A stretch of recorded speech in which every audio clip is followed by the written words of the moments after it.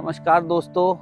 कभी कभी हम कुछ फैसले ऐसे गलत ले लेते हैं, चाहे वो किसी के दबाव में आके लें, समाज के दबाव में आके लें, अपने परिवार के दबाव में लें, अपने खुद के भी दबाव में कभी कभी फैसले हो जाते हैं। अपना मित्र कोई इन्फ्लुएंस कर रहा है, किसी फ्रेंड ने कहा, उसके दबाव में भी आ जाते हैं। तो ऐसे फैसले ना लें। कभी कभी अपनी अंतरात्मा की भी बात हमें सुननी चाहिए। अंतरात्मा के जो डिसीजंस होते हैं ना, वो कई गुना ज़्यादा अच्छे होते हैं इन कंपैरेटिव टू हमारे दिल और दिमाग से, क्योंकि अंतरात्मा वो हिस्सा है हमारे शरीर का जो हमारे शरीर में खुद ही जागृत होता है। कभी कभी ऐसा लगता है कि सामने रास्ता एकदम क्लियर है और अंतरात्मा की आवाज़ आती है कि यार छोड़, आज नहीं जाते इस रास्ते पे।